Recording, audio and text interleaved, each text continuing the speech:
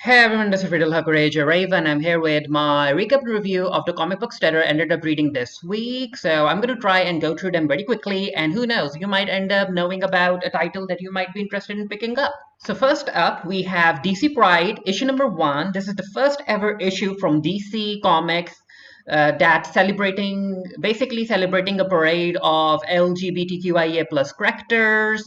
And you can look at the cover. It's a very interesting cover. You can see which of the characters will be featured in the stories. We have Alan Scott, we have Batwoman, Midnighter and Apollo, Dreamer, Harley, Poison Ivy, and yeah, even though I am kind of disappointed that Wonder Woman wasn't in this issue or Catwoman, it's still a very good issue that should be appreciated when it comes to how it's pushing the needle when it comes to queer representation in media, and also when it comes to highlighting queer voices and queer talent.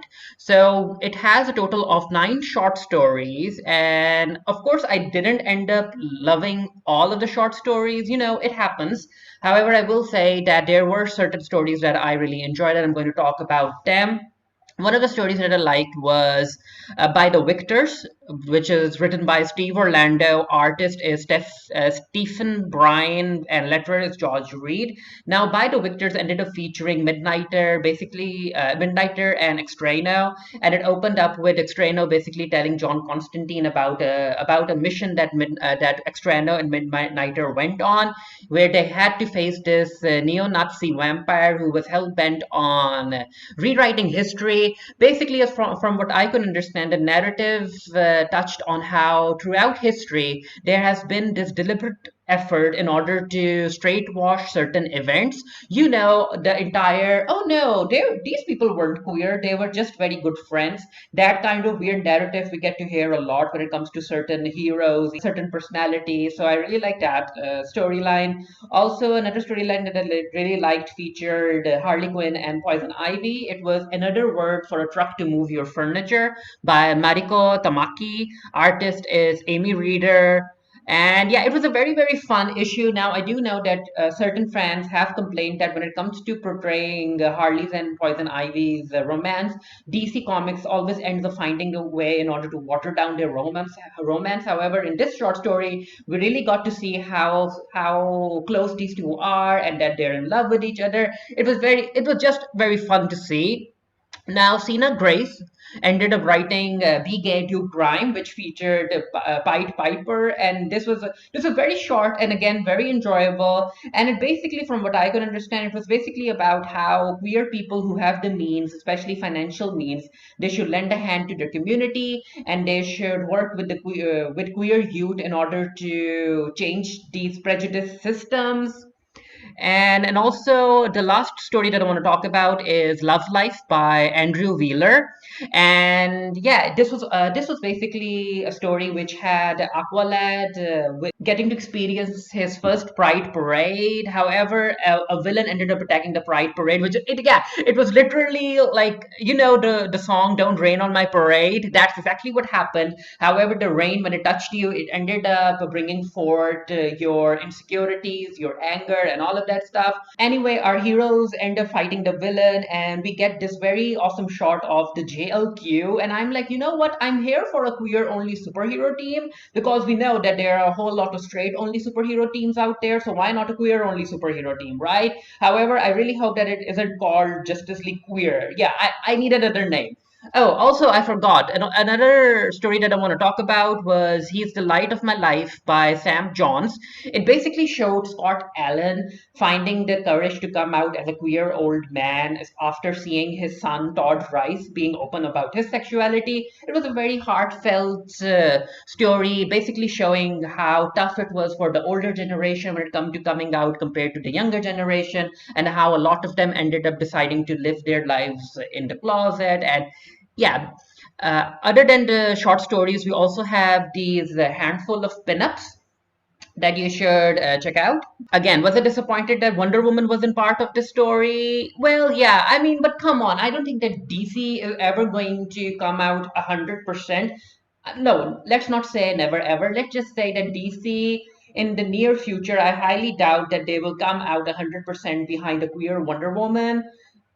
Because I mean, come on, when it comes to an issue that is supposed to celebrate being queer and celebrating pride, it was very suspicious to not see Wonder Woman in any of the short stories or even in the pinups. Anyway, I highly recommend that you check this story out. Now, the next book that I want to talk about is Far Sector by Nk Jamison and Jamal Campbell. Now, Far Sector has been one of the best Green Lantern stories out there, even though I'm not a Green Lantern fan. This is the story that I ended up reading the entirety of.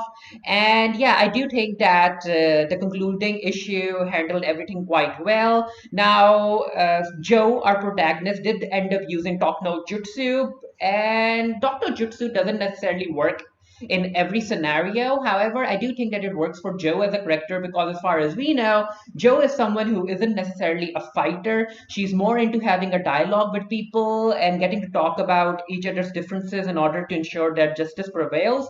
So I do think that Talk No Jutsu worked in that regards. Anyway, I really hope that we get to see Joe again. Such an awesome character. And as far as the story is concerned, Far Sector, the art by Jamal Campbell, mwah, amazing, amazing, amazing art. So yeah, I highly recommend that you check this book out. Then we have this new story called Bunny Mask. And the first issue is by writer Paul Tobin and artist Andrea Muti, who is an artist as well as a colorist. Now, this is a very disturbing, very confusing, very bizarre story. And you know what? I loved every second of it. It introduces us to this world. It opens up 14 years later, 14 years into the past from the present timeline, and it basically introduces us to Tyler, and he works for child welfare, and he goes to Leo Foster because there are these complaints about Leo Foster and how he's handling his 10-year-old daughter B. However, things, yeah, I'm not going to spoil it. However, things don't necessarily work out, and we get to see how crazy Leo is. Basically, he thinks that he's listening to this voice from a being that's called the Snitch. Anyway, Tyler and B are able to escape from Leo, and those two are able to meet each other 14 years later in the city. B is all grown up as far, and of course Tyler has grown old too. However, while they are reconnecting, it's clear that the imagery of the bunny mask woman is very, very clear in their minds. It has been haunting them throughout the years. So there's a lot of mystery surrounding that. However, in the present timeline, we also find out Sheriff Roger going to visit Leo's cabin because he keeps on remembering what Tyler told him about what Leo was up to. However, Sheriff back then wasn't able to find any clues about whether or not Tyler was telling the truth. Anyway, in the present timeline, he goes to search the cabin, and what he finds in the cabin directly linked to what's actually happening between Tyler and B in the city. And you know what? I'm looking forward to seeing what's going to happen next. And again, if you are into horror and disturbing art, you should check this issue out. Then we have Eve, issue number 2 by Victor Lavalle. And yeah, this is a very fun little story about a post-apocalypse world where, due to global warming, the sea levels rose, and yeah, the future of humanity lies in the hands of this little girl called Eve, and she has this robot companion called Wexler, who is disguising himself as a teddy bear in order to not scare Eve. And yeah, I do think that issue number 2 did an amazing job when it came to fleshing out the world that Eve is in. We got to find out what happened to the billions of humans in the world. Turns out during the rising temperatures, a virus escaped from one of the ice caps, and it ended up infecting humanity and turned them into ever hungry beings, and they ended up eating the plants, the animals, each other, even things like plastic, glass, and metal until they burst. So yeah, there's a lot happening in the world that Eve is in, and I'm with how the issue ended with the cliffhanger, I am looking forward to seeing what's going to happen next, and I really hope that Eve finds a weapon because she needs to learn how to protect herself.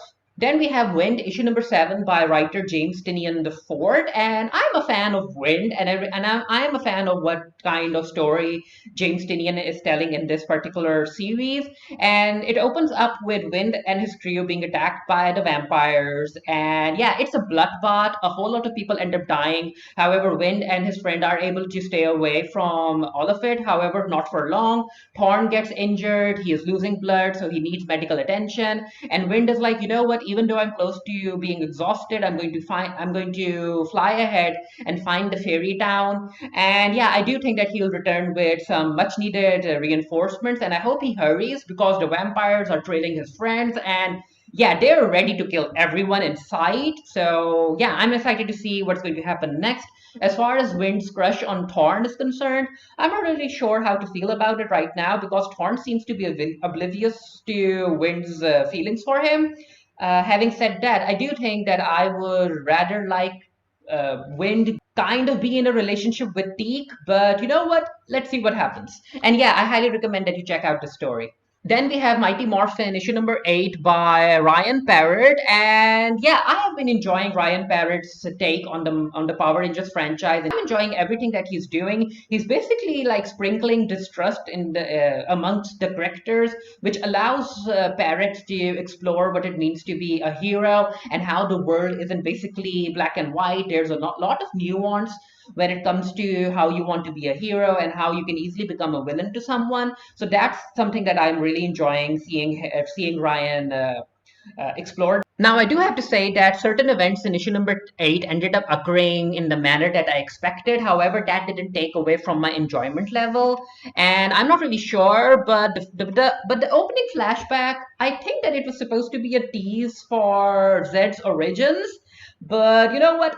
I'm not really sure. Also, shout out to Kimberly because she ended up soloing Zed, and then she ended up soloing Goldar, which, you know what, she's my favorite Power Ranger, and I love seeing that. Now, even though I don't necessarily cover the X-Men line in depth over at the Geekery, because you know what, I have my reasons, especially after I ended up reading that Marauders tie into the X of Swords event. But anyway, I haven't been covering the X-Men books. I haven't been buying them. I haven't been necessarily reading them. However, in this week's issue of Excalibur, I think it was Excalibur issue number 21, I did like one particular moment. I asked a friend to send me a copy. And yeah, I liked Shatterstar finally getting to meet up with Richter. And even though there's a lot of drama between these two, I liked how they decided to at least hear each other out because, you know, because I really hope that Richter understands that Shatterstar was kidnapped and he was fighting for his life, and it's not like he deliberately ran away from Richter. I'm not really sure where the relationship will go after this particular meeting, but I really hope that they remain together. But you know what?